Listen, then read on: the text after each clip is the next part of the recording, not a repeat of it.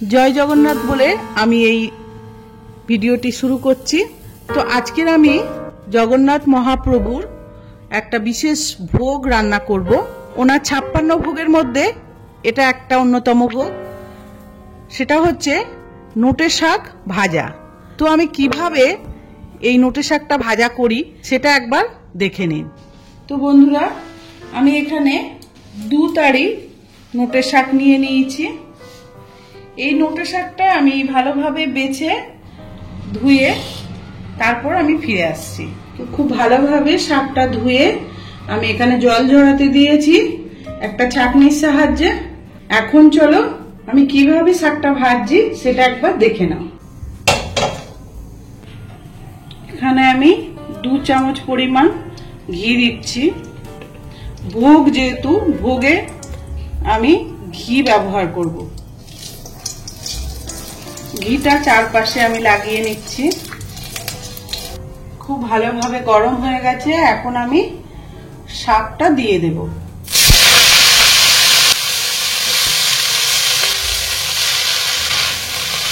লবণ দিয়ে দেবো স্বাদ মতো।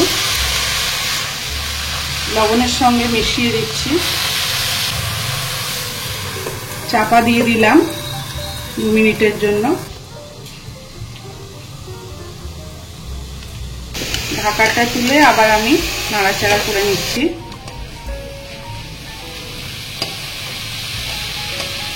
সামান্য হলুদ গুঁড়ো, আর এখানে অ্যাড করছি কাজু বাদাম। অল্প কয়েকটা কাজু বাদাম দিয়ে দিলাম। আর দেব নারকেল কোড়া। ভালোভাবে আমি মিশিয়ে দিচ্ছি। বন্ধুরা, পুরীর জগন্নাথ মন্দিরে যখনই তোমরা যাবে ভোগ খাওয়ার চেষ্টা করবে। আমরা গিয়েছিলাম 2 বার, তার মধ্যে একবার আমরা ভোগ খেয়েছিলাম। খুবই সুস্বাদু আর খুবই ভালো। অবশ্যই ট্রাই করবে একবার ভোগ খাওয়ার। তো এই 56 ভোগের মধ্যে এই ভোগটা জগন্নাথের অতি প্রিয়। তো আমার ভাজাটা হয়ে গেছে। এখন আমি একটা ফোড়ন দেব। তো ফোড়ন দেওয়ার জন্য এরকম একটা ডাবু নিয়ে নিয়েছি আর গ্যাসে এইভাবে রাখলাম।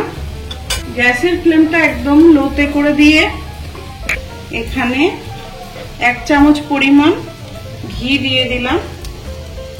ফোড়নে দেব জিরে, গোটা জিরে দিয়ে দিলাম। আর দেব সামান্য হিং।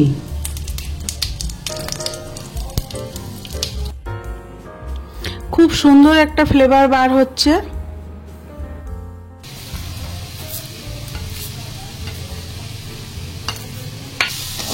সচরাচর এইভাবে তো আমরা শাক রান্না করি না। এটা জগন্নাথ মহাপ্রভুর জন্যই ভোগের একটা বিশেষ পদ। তো রেডি। এখন আমি সার্ভ করব। সামান্য মিষ্টি দিয়ে দিলাম। খুব ভালোভাবে আমি মিশিয়ে নিয়ে সার্ভ করছি। এটা জগন্নাথ, বলরাম আর সুভদ্রা মহাভোগ। সামনেই স্নানযাত্রা বা রথযাত্রা।